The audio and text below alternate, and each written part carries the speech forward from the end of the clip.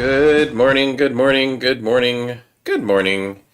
Uh, Good morning and welcome to another Coffee Break Chat. I'm your host, James Jackson, he, they pronouns, executive producer, Light Thief Productions. Welcome to another fine Wednesday morning. Excuse me, at least a fine Wednesday morning for you all, probably. Excuse me.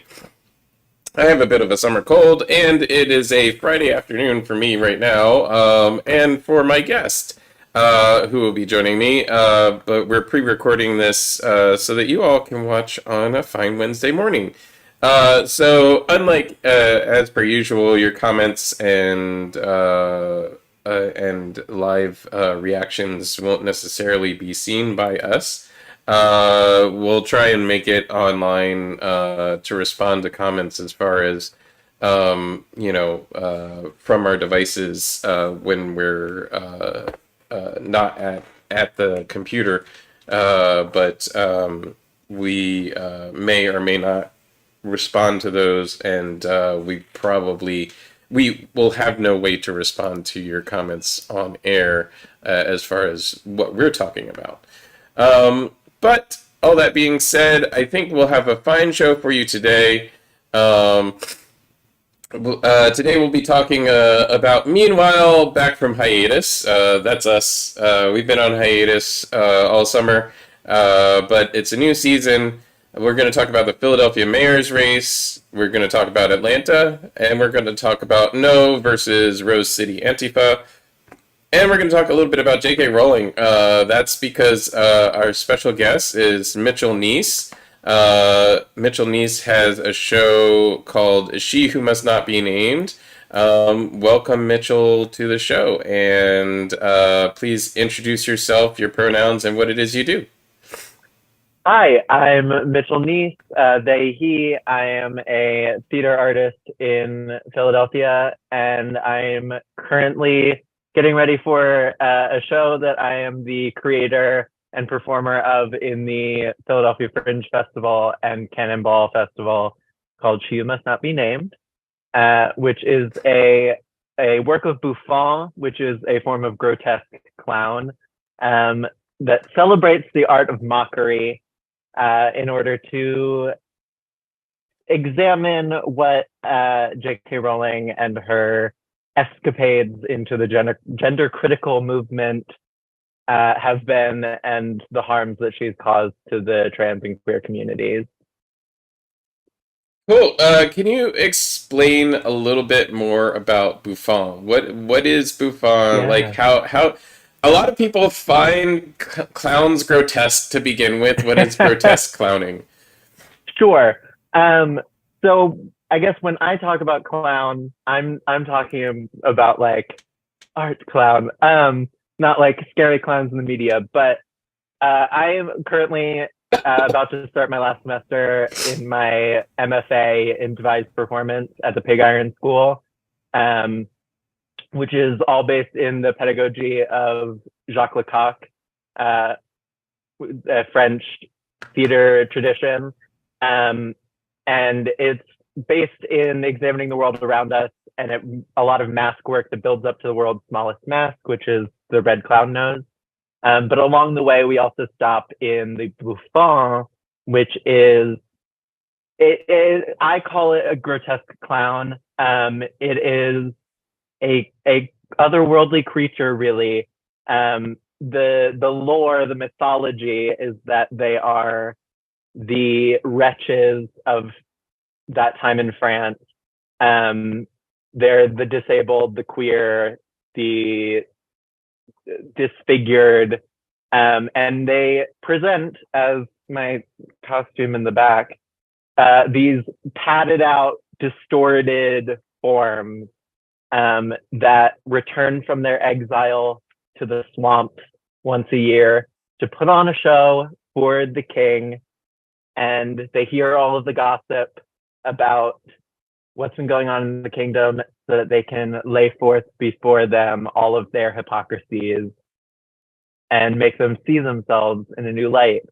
And so Buffon then today becomes a way of doing that same thing and putting a light to the things that we don't want to look at, embracing getting to do the things that you normally can't do in order to show just how bad they are. And I would say Kathy Griffiths. yeah, the most famous example I get would be Sacha Baron Cohen. Yeah.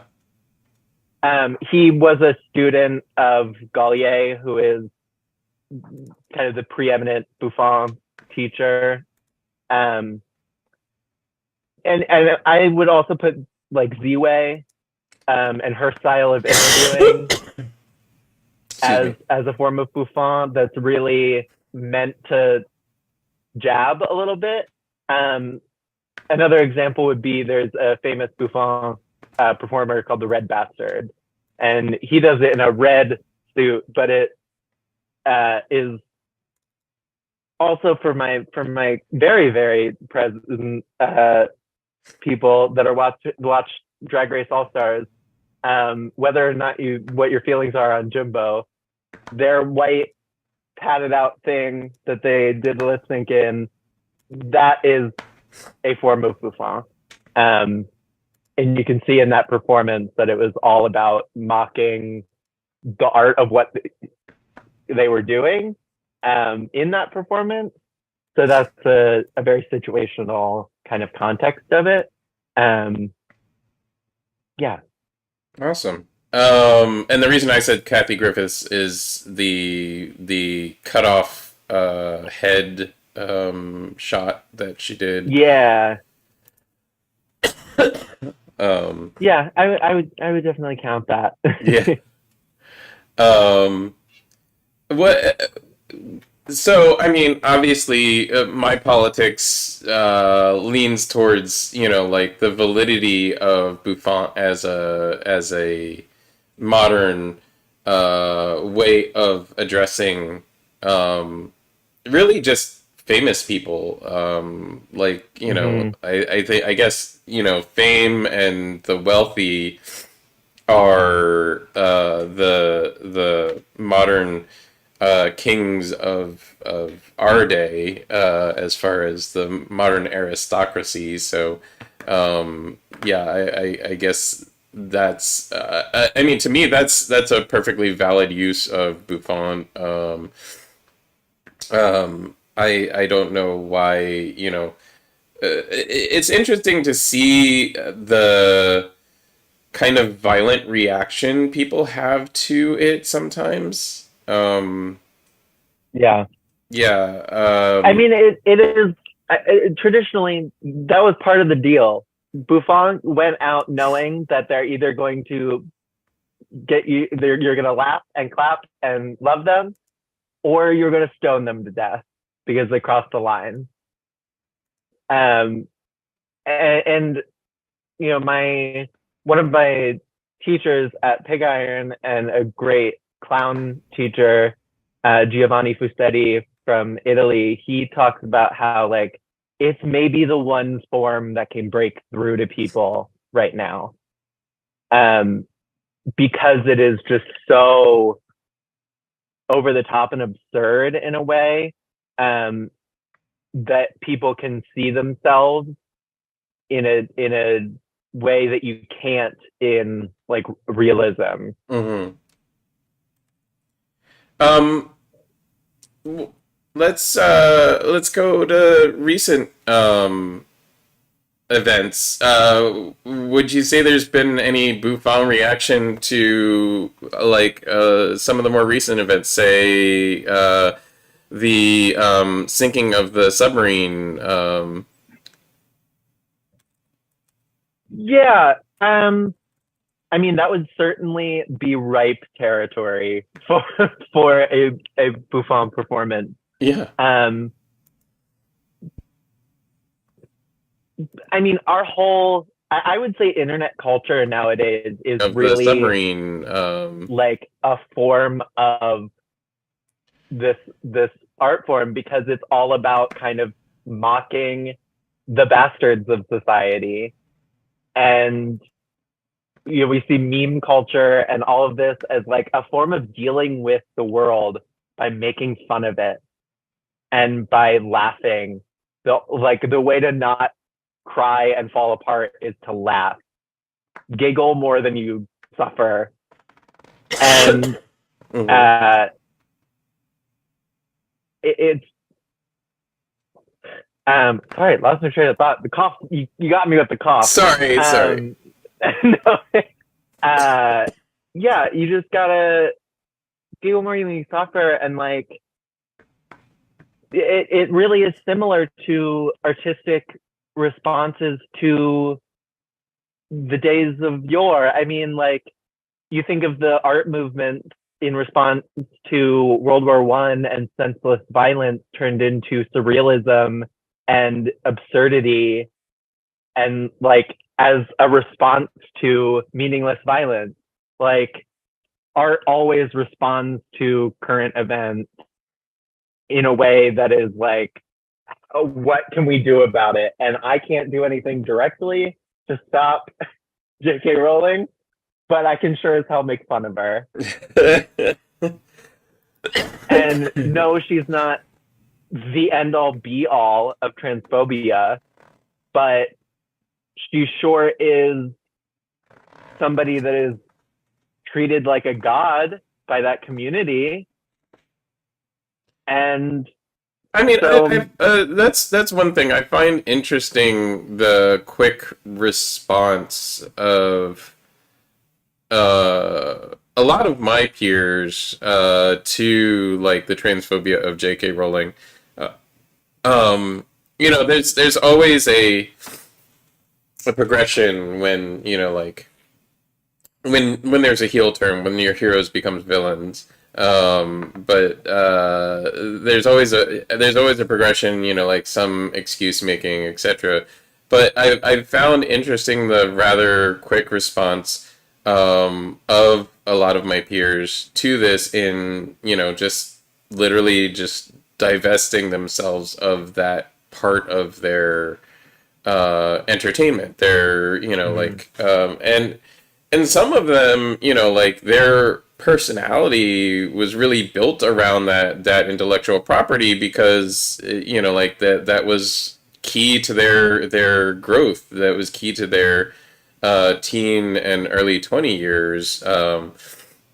So and also interestingly, the other interesting thing that I find that I think about this is J.K. Rowling wrote this this world that is ostensibly about acceptance, and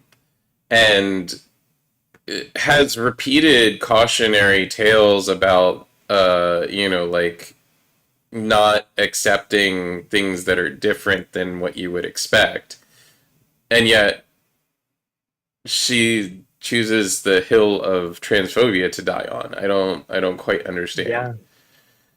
Yeah, and I think that's the reason why people have responded so strongly is for exactly the reasons you'd think that you would stick with her, is that like we grew up, and I'm one of those people that it was a very important intellectual property to me. These stories were very important in how I grew up, and you saw yourselves and chose these chosen families and overcoming your circumstances and taking care of each other. Good always triumphs over evil. The power of love to protect each other, and all of these things, and it was a huge community for young queer people, found their communities in Harry Potter fans, and to be betrayed like that is devastating.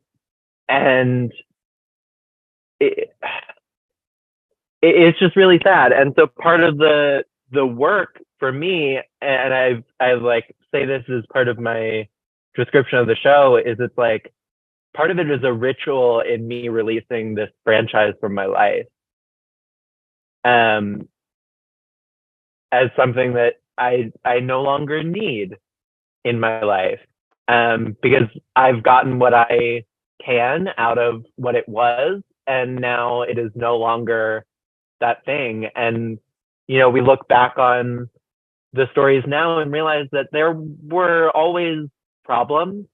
There were kind of always red flags that we ignored. You know, we ignored there being a slave race that is born to be slaves and likes it that way. And when you try to liberate them, you're actually doing them a disservice. We didn't look at like werewolves being an allegory for AIDS, and yet there were some of the werewolves that wanted to spread it.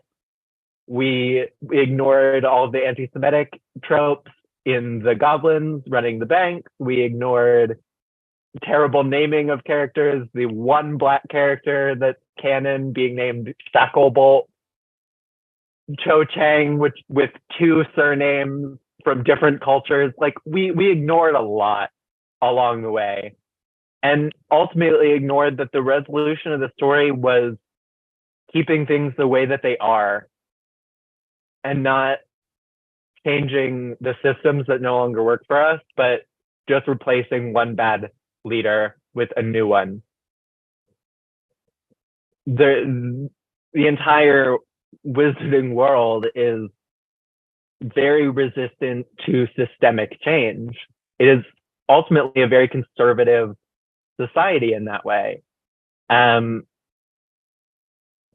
so now realizing like, yeah, she wants everybody to fit in their predestined sorted houses and stay with the gender or the identity that you were assigned at birth and not to rock the boat. Um, I, so I find it hard to square the kind of stories of, you know, not, I mean, what I got from the you know, Harry Potter universe was always the acceptance of the other. You know, Hermione is the strongest of the wizards in, you know, in that generation, yet she's half human. You know, or from a Muggle-born, non-wizarding yeah. family or whatever. Um, she's not, you know, and the allegory of, you know, kind of white supremacy in the Slytherin house, you know, always failing because they couldn't get past their, you know, innate sense of supremacy. And, you know, even though, you know, I mean, maybe it's just because I picked all of those, you know, like I picked all of those lessons. I don't know. When you bring up the things that you know, maybe I glossed over, I realize that they're there.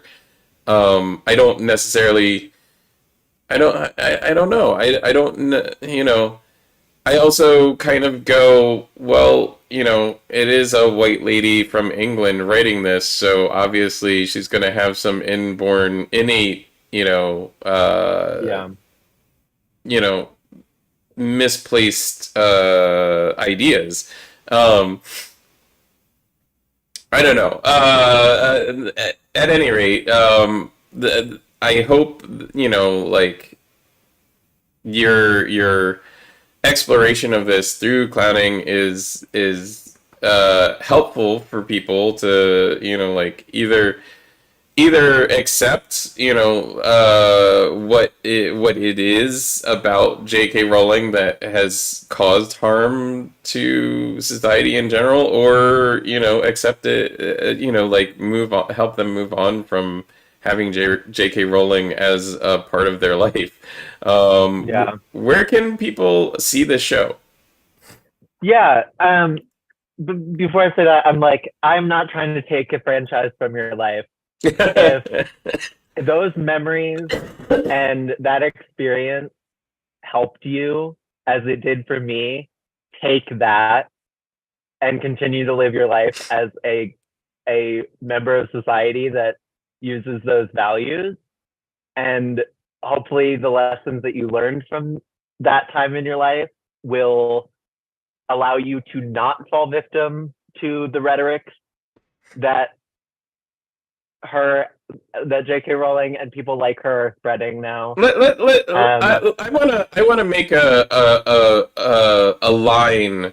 I want to define a line here that I don't think most people realize, that a line that exists between conservatives and progressives. So conservatives are always worried about like cancel culture, right? And this is why they're worried about cancel culture, because you said, I'm not trying to take this thing from you. I think progressives and arts people in general all realize we can't take anything from anybody. Mm-hmm. No matter how many people cancel J.K. Rowling, that happened. You know, that story still exists, that property still exists, and you can take whatever lessons from it that you want.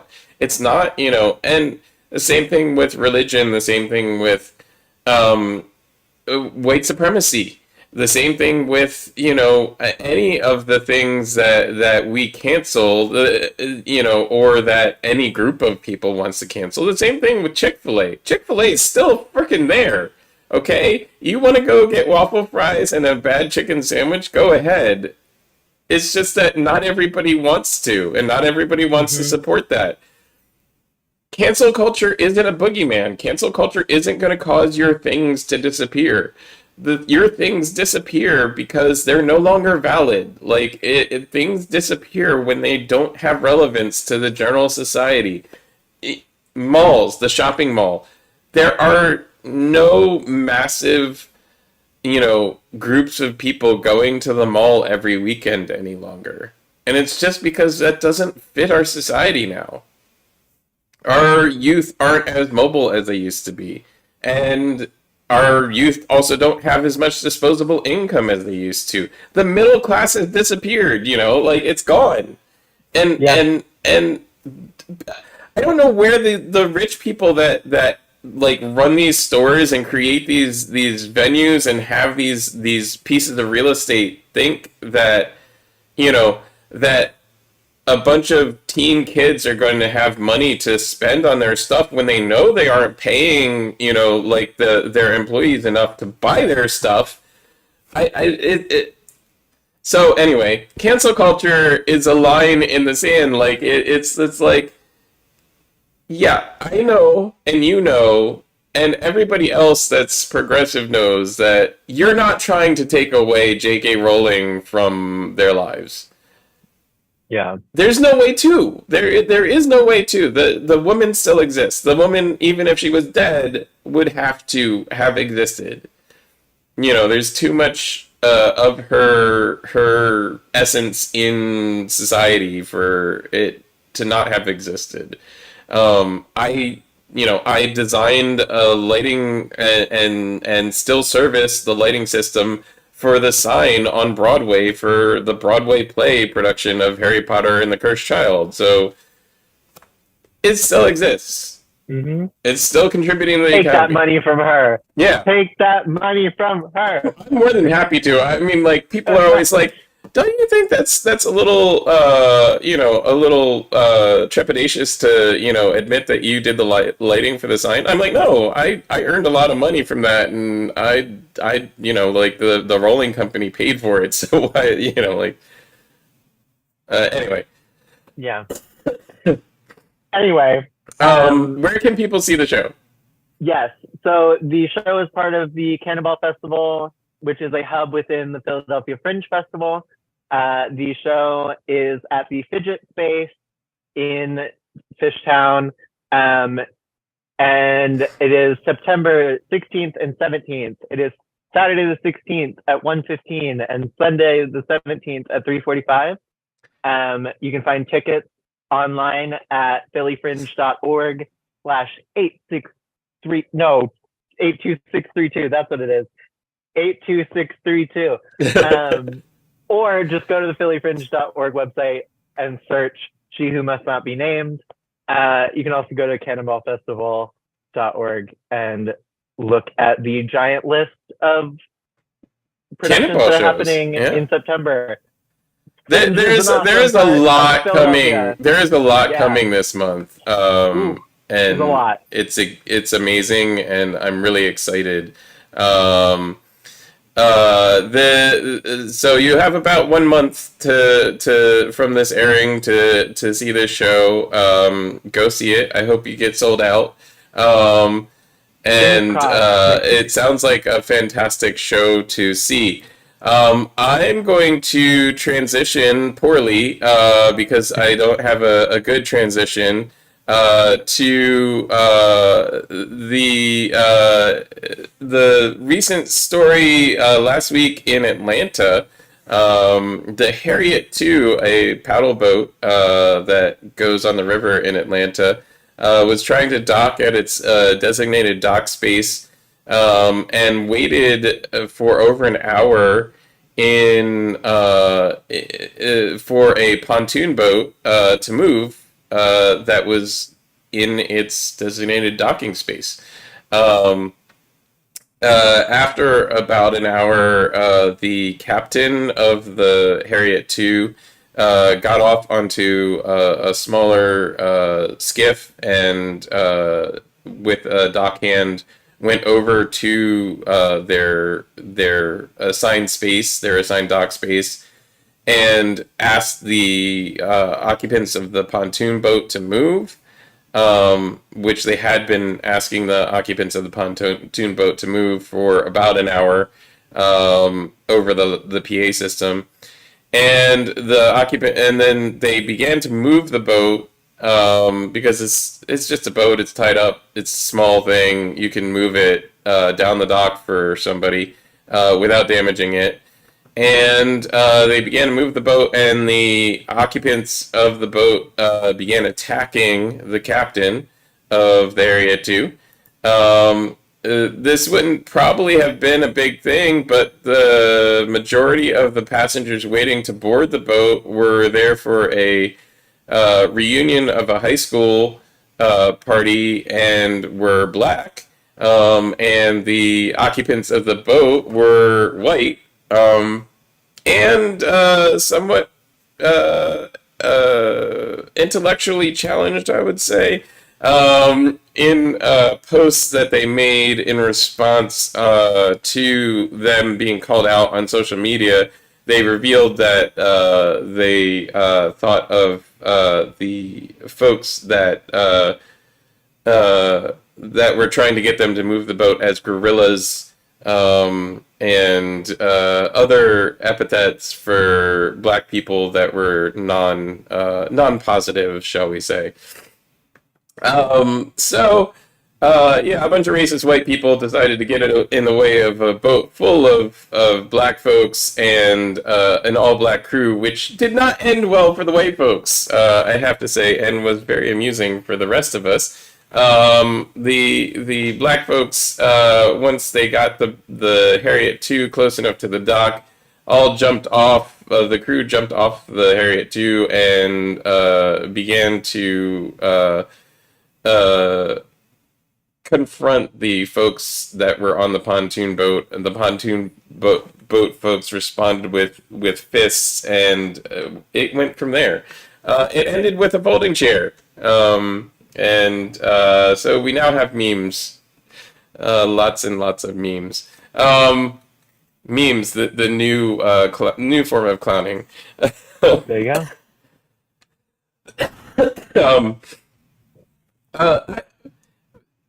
I wonder if somebody could draw a historic line from clowning to shitposting.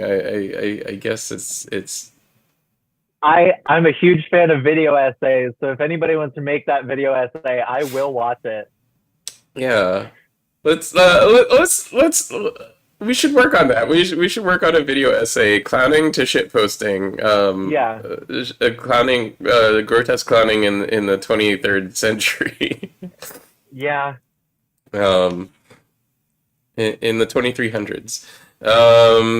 Yeah. So anyway, that's the most up to date version of the story. I got the newer details from a New York Times post, New York Times article about the whole incident, and I found it interesting. I being a black person that boats, have many times been the person that was in trouble for boating while black.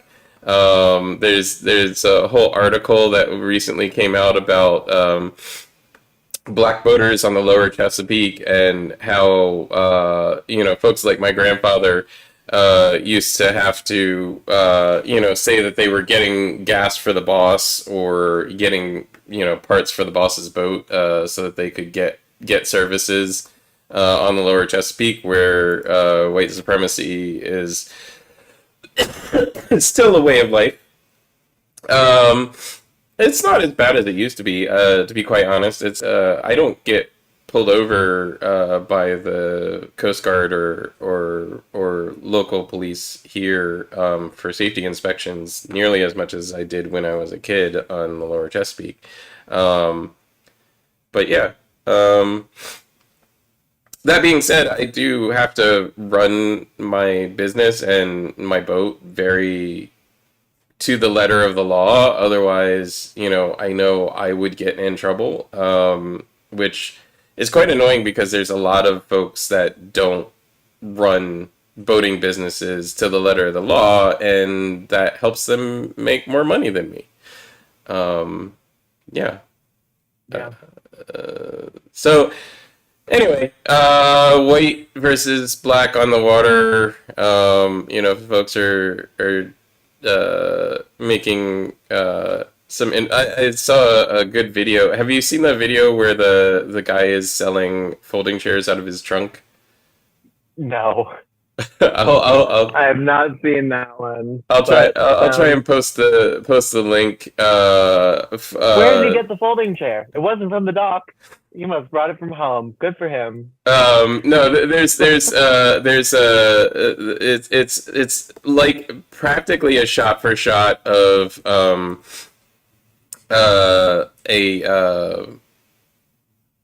scene out of Kill Bill, where or not out of Kill Bill, out of what's the other one by that same director, older. Quentin Tarantino directed, had John Travolta in it. Pulp Fiction. Yes, thank you. Pulp Fiction. There's a scene where they go in the trunk to get to I think to put the body in the trunk, but it's almost exactly the same shots, but with the dialogue being about selling this chair to this guy, and the guy wants to exchange the chair for a 9 millimeter. So I found it hilarious. I mean, um, Yeah. and I mean, art responds to current events in myriad ways. yes, um, Um, excuse me. and not just in the ways that of memification and mockery. As much as I love that, can I shout out a TikTok I saw last night? It's a beautiful piece of spoken word poetry. His name is Not Wildin, Notwildin on TikTok. It was posted 2 days ago from today, so whatever day that makes it. But it's a spoken word from the perspective of the hat that was thrown from the dock worker. And it is a very beautiful response, in my opinion, that really speaks to the parallel events that have happened on that dock and all of the history, and calling on the ancestors to come and take care of what's going on. So yeah, shout that out. Awesome. If you send me the link, I will ask Meg to post it during the playback. Um, Gotcha. and I sent you the link to that video. I wanted to talk also about Andy No versus Rose City Antifa. I'm having trouble saying Antifa like appropriately anymore because like the South Philly pronunciation is like leaking into my zeitgeist for how to pronounce it, and it's just so wrong because it's not Antifa, it's Antifa. like Yep. anyway. The problem with Antifa being turned into like a not its root words, not the pronunciation of its root syllables, is that Antifa is not an organization. It's not a thing. Antifa is short for anti-fascist. And Rose City Antifa is a loose organization, not an actual entity, not a legal entity, but a loose organization of people who were like-minded and who are anti-fascists by nature. By nature, most of us are anti-fascist. And Andy No is a propagandist for the right wing political folks of the United States. He's a self-described journalist, although he doesn't conform to any journalistic ethics or journalistic practices. And in fact has admitted in court on the record that his posts and articles have incited people to attack people that he's written posts about, which is not a thing a journalist wants to do. A journalist never wants to create a fight. They're there to document a fight if one happens, but we're not there to create fights. We're not here to adjudicate fights. We're here to tell you why the fight happened and maybe comment on it, but we're not here to tell you to fight somebody. Except maybe always punch Nazis. I'll let that one go. I condone that message. So Andy No, that's NGO for those who are looking for it, is a propagandist. I would say is the best term. He's not strictly a journalist because a journalist would not condone people attacking people that he's writing about. Andy No filed a case in federal court against Rose City Antifa and two progressive activists who he said were members of Rose City Antifa, and he lost. He lost the case very much. He was trying to get them prosecuted for and held liable for attacking him and accuse them of assault and accuse them of inciting assault, which is funny since he admitted that he's caused other people to commit assault and incited assault against other people. I don't quite understand. Anyway, you would think that somebody like that would try and keep on low on the radar, but I guess not. Anyway, he lost, and in losing, he also caused the federal judge to acknowledge and adjudicate that Rose City Antifa is not a legal entity. It is a loose amalgamation of people that are like-minded. Therefore, it is not incorporated or a separate entity because it does not have a budget. It does not have incorporation papers. It is not an organization per se. So I found that all very interesting. I wanted to cover that a little bit in short. Andy is one of those people that, like Rowling, has been on the forefront of like the conservative bulwarks, kind of fighting any sort of progressiveness that there is, reporting on and glorifying people that do things like attack trans folks, attack gay folks, attack just progressive activists, and they've all been trying to paint anti-fascists as like the big boogeyman. I don't know, maybe we've moved on from that a little bit. Like now the big boogeyman is child predators, which is funny because almost none of the child predators are in any way liberal or progressive. Almost all of the child predators are found to be, very staunchly conservative. But, what do I know?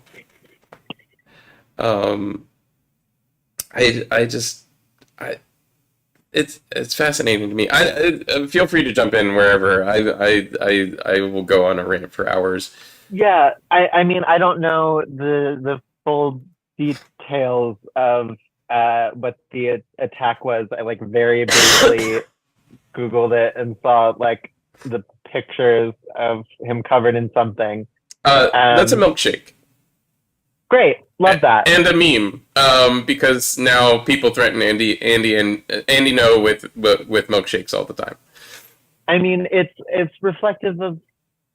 I mean, we with J.K. Rowling, not her, but her, the other spokeswoman that she has offered to financially support, who is creating her own political party in the UK, apparently, Kelly J. Keane, who is very, very open to partnering with fascists in her single issue tirade against trans people, having like tomato soup thrown on her at one of her events, and all the way back to Anita Bryant getting pied in the face. And let's tie that back to let's tie that back to one of my favorite anti-fascists, the guy who was carrying cans of soup at a rally and said, "It's soup for my family." Love that one. Yeah. One of the best guys ever. I think he could have a career, and I don't know. I guess he just doesn't want to make anything of it. But yeah. Oh, now I remember. I'm buying soup for my family. Yeah, it's soup for my family. Sometimes you gotta pie somebody in the face. Yeah. I mean, so yeah, I these folks aligning themselves with fascism, and publicly doing so. Where did we get to this point in our society, that fascism isn't a universal negative?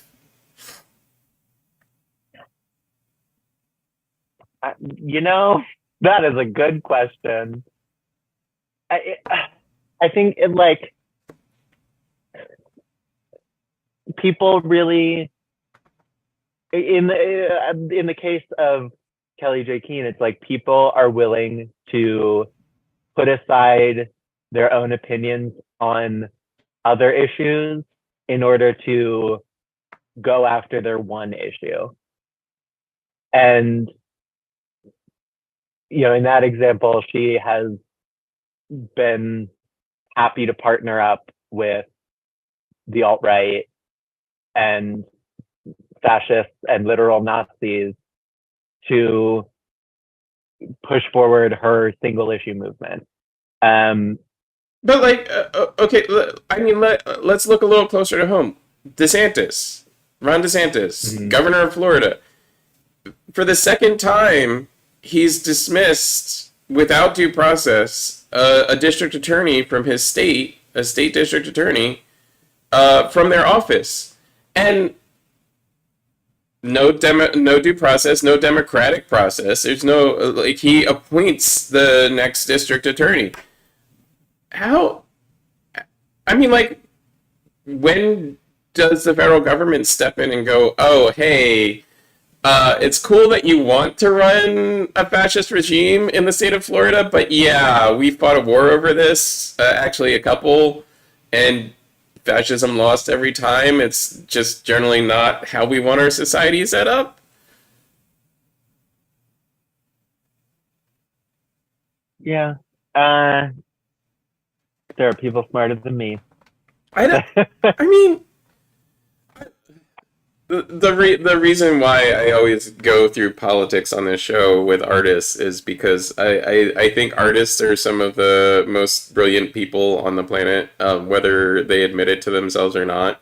Um, and like artists come up with creative solutions to problems. So I don't know what the solution is, like what the solution Hmm. is to like, like fascism being a thing again, like people like actually liking fascism. Where do like even for J.K. Rowling, fascism is a negative. Like like her fascist characters were universally bad.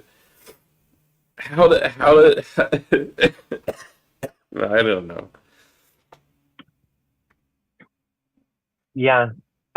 People will make a lot of excuses and compartmentalize a lot of things in order to make their worldview make sense. We'll let a lot of things slide and ignore a lot of stuff in order to maintain power or to maintain influence. Yeah, I don't know what to say. Hmm. Let's talk a little bit about the Philly mayor's race.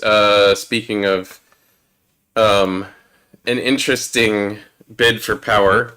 Um, so the Philly mayor's race is coming up November 20th. We have an election here in Philadelphia. It is a relatively important election.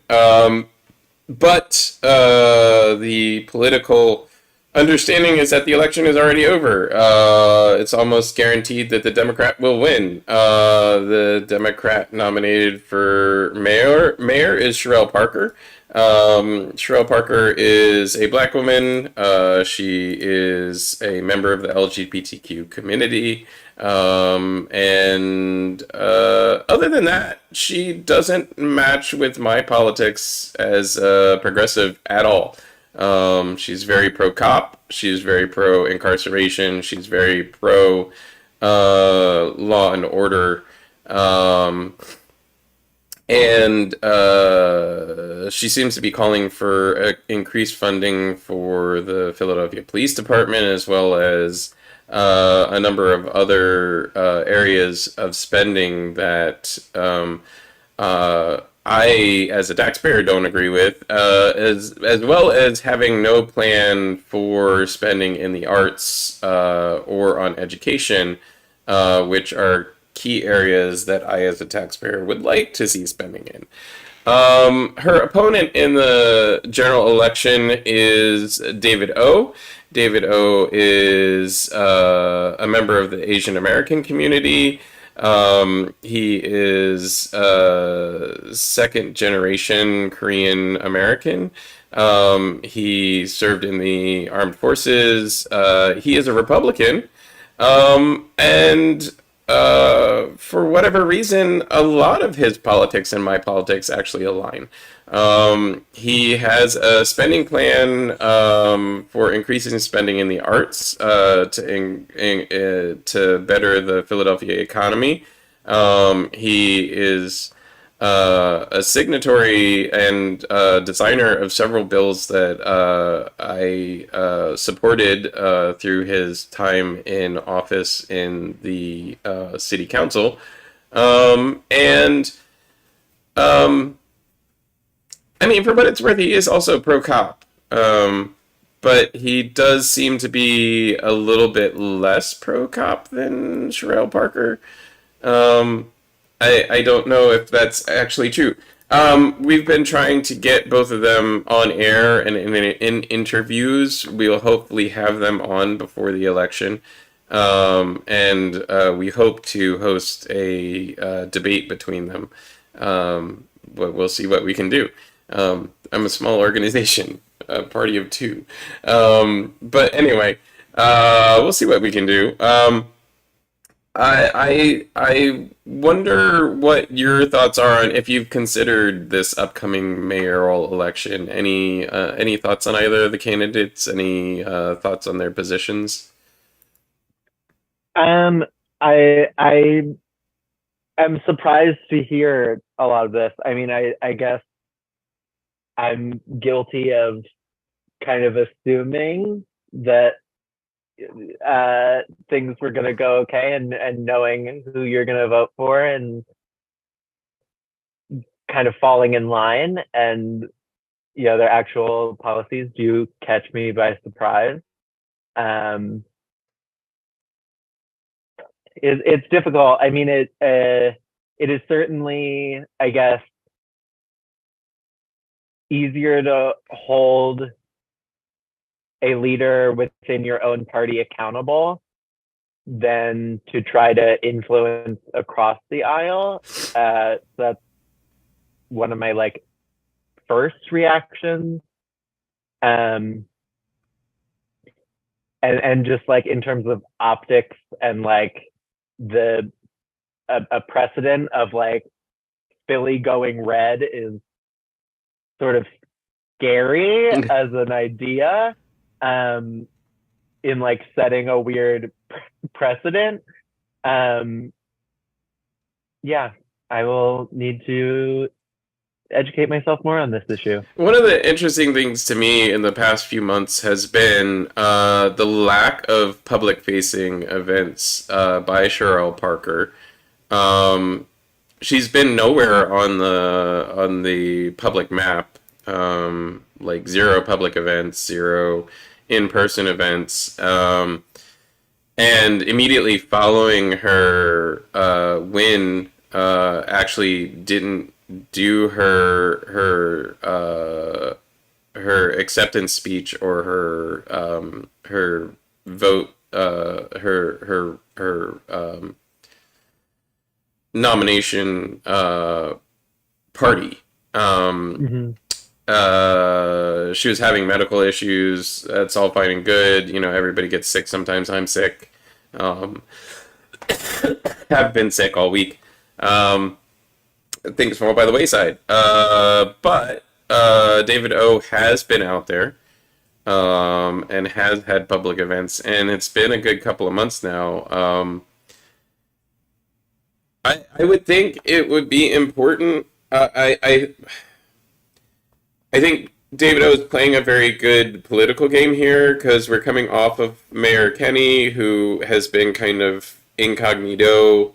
Although for the last couple of months he has had a couple of more public-facing things. Now that I think the pressure's off a bit.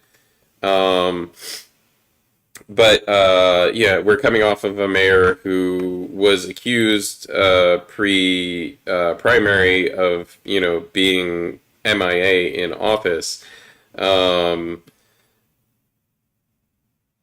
I don't know. I don't know. I don't know how if this should affect the election, or if it does affect the election, or if I'm just being terminally politically active and going, where are the candidates because they're not, not being responsive. Yeah. Yeah, that is interesting to think about, like our expectations of information uh, today, where everything is so readily available that there's plenty of information and plenty of misinformation in a constant stream. Uh, and what are our expectations of what's constantly coming at us? So need to, yeah, I need to do more reading. Unfortunately, I'm not as on top of this one as I wish I was right now. No worries. I mean, I don't think a lot of people are. It's one of the reasons why I have my show. Like Mm-hmm. I think our local politics is very important in Definitely. Philadelphia, and I think I think it's interesting. Our local politics is very interesting in that we don't have we don't have Republicans that act as Republicans. We have Republicans that call themselves Republicans, and then we have a lot of Republicans that are in the Democratic Party because they can't win in the Republican Party. Um, uh, it's one of the reasons I find David O interesting. I've asked him several times like why he considers himself a Republican, and I can't really get to the root of it, other than like a fiscal responsibility, minimal government tack that he tends to take. Which I mean, for local government, that's not necessarily all bad, but I don't know. Um, I mean, again, these are questions I'd love to ask of the candidates. I'd love to have them here, have them on the show. If anybody watching wants to write a letter on our behalf, the show's behalf, and say, hey, this James guy wants to interview you, and I think he give you a pretty nice interview. Please go ahead, write the campaigns. Um, anyway, um, got 3 minutes left. Any last thoughts? And the just thought that spun through my head on this one is it's very interesting in like identifying with a group with political parties, and a lot of the conversations today have been about our identity and finding community, whether that is in a community that presents in a way that people think is an organization, or a community of people reading the same literature, like, or racial communities, and our identities, how much they impact our lives. And being able to examine why you identify the way that you do, and how does that affect the way you go about the world. And so why does he identify as a Republican, and how does that affect the way he engages with the world, is interesting to consider. Yeah, yeah, I think so too. I hope to interview him before the election and get to the heart of that finally. I've been talking to the man for 4 or 5 years now, and on not a regular occasion, but on a relative. I've had lots of conversations with him, and I can't figure it out. Maybe maybe another conversation I'll figure it out. Excuse me, and excuse me for coughing. I am going to go to a one up of me. Thank you so much for joining me today. I really appreciate it. I appreciate the conversation. Feel free to hang out if you have any last thoughts or want to catch up after the show. And I'm gonna do the outro, and then I'll be free. Awesome. Follow me on Instagram at Mitch Nease. There you go. And get those tickets at phillyfringe.org. All right. Absolutely. Thank you so much. All right, thanks so much. And thank you guys. Thank you to the audience. Thank you for tuning in every week. I really appreciate it. We're back. We'll be doing the show every week until at least the election. We'll probably do one or two after the election. We aren't going to do all of these live this season, just because life gets in the way sometimes. So this week is pre-recorded. I believe next week is pre-recorded as well. And then we're going to be doing a bunch of live streams. As I said, I hope to bring you both mayoral candidates in a live stream show. And hopefully we'll also bring them to you in a debate. I also hope to bring you as many of the city council candidates as I can. Particularly the contested seats, and a bevy of artists and inventive creatives for you to hear about what they're doing and hear their thoughts and ideas, because artists and creatives are universally awesome in my opinion, but I'll let you guys decide. Anyway, thanks for joining me this week. Tune in again next week, and enjoy the rest of your week, everybody.